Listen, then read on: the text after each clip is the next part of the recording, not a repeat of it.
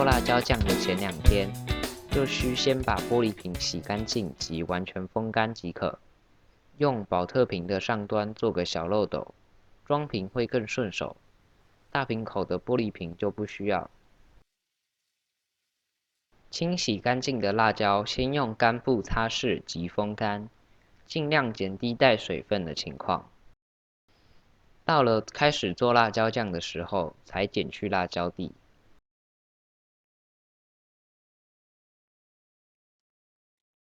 朝天椒真的很辣，如果要手切，先戴手套。切过辣椒的手不要碰触眼睛及敏感部位的皮肤。粗细可爱个人喜欢，但不要打成泥状。每做4两辣椒就放1匙冰糖，平均来说会在20克左右。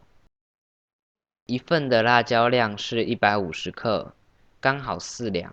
如果你买1斤辣椒，可以做出4个味道，而每一份成品会约在400到450克，跟一瓶市售辣椒酱的容量差不多。先把所有食物放入锅内，再开火，包括辣椒、冰糖和食用油，以中小火烹调，从开火至煮好的时间是5分钟。手机设定倒数时间，操作安心又准确。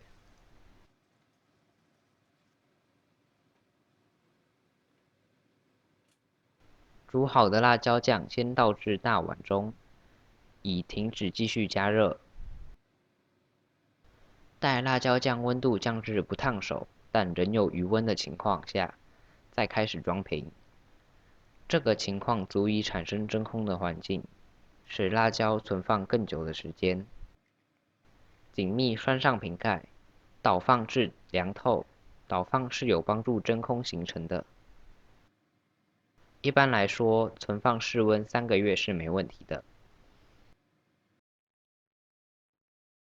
辣椒应选用果肉厚、完整、鲜艳、泛光泽、表皮光滑者为优。辣椒蒂应为鲜艳的绿色才新鲜。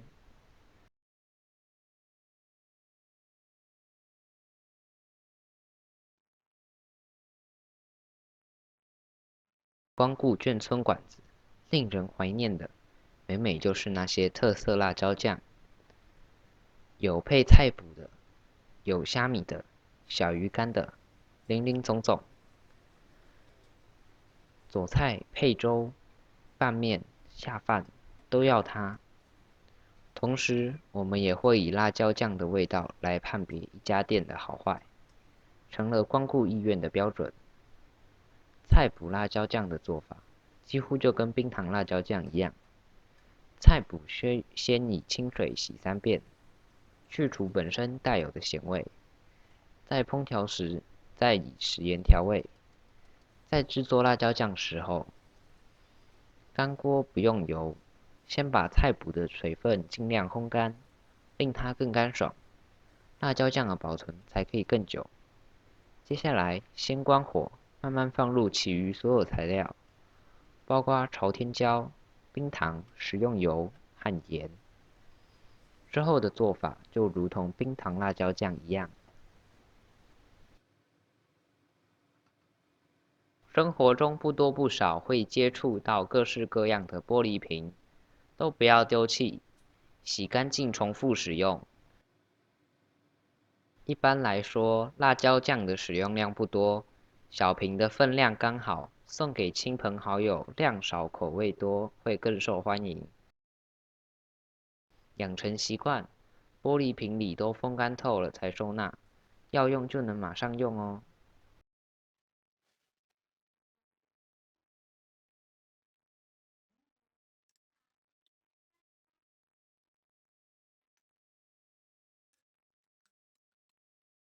虾米、小鱼和虾皮可以令辣椒酱带来海鲜风味，但各自的口感不一样。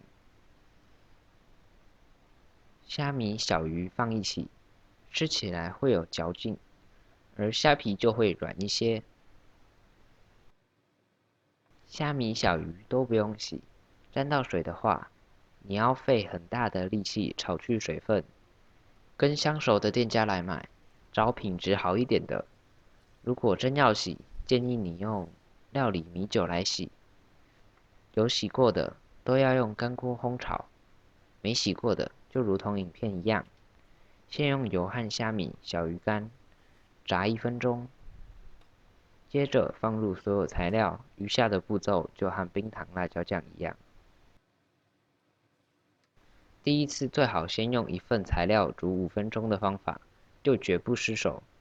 当你煮久了，你就会看懂它在烹煮时的转变。刚开始的时候，油泡会很绵密，越煮油泡会越来越大，直到像鱼眼一样的大小，就可以算是完成了。在切辣椒时会产生很多汁液，在烹煮时会浮在锅的外沿，煮的时候常给它搅拌，至汁液看不见的时候就差不多好了。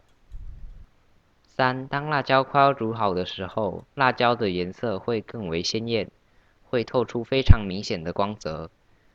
综合以上，具体说1份材料只需5分钟，简单易懂，绝不失手。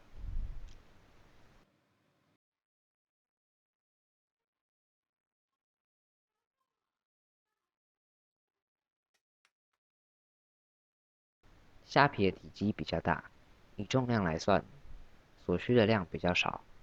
相对来说，虾皮辣椒酱的成品最为可爱，也很疗愈，也极之诱人。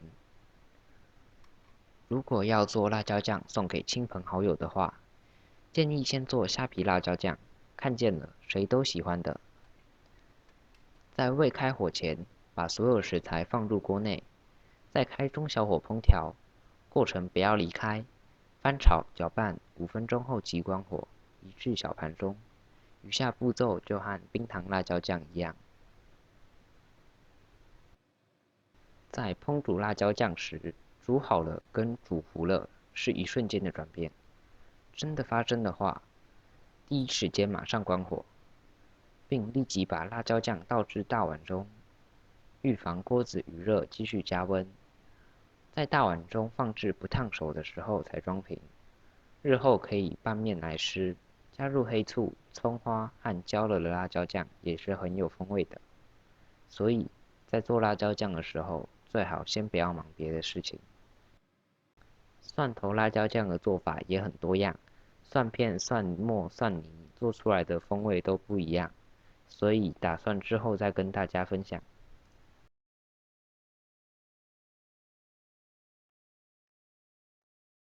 豆豉辣椒酱，最令人怀念的眷村馆子味。你必须相信，豆豉一整缸在发酵时，缸内都是能吃的食物，所以沾黏豆豉的粉末都是能吃的，所以不用清洗，也千万不要清洗。在未开火前，把所有食材放入锅内，再开中小火烹调，过程中都不要离开，翻炒搅拌5分钟后即关火，移至小盘中。余下的步骤就和冰糖辣椒酱一样，唯一要提的，豆豉已具有足够的咸味，所以不需要额外再添加食盐。锅子的选用，不建议使用不粘锅。在煮辣椒酱时都是油，沸点高，容易破坏锅子的涂层，令锅子寿命缩短。不建议使用铁锅，尤其是有在养不粘层的使用者，因为辣味会渗入锅中，有小孩的话要特别留意一下。使用不锈钢锅，也要先煮1-2道菜才可以再做小朋友的菜肴。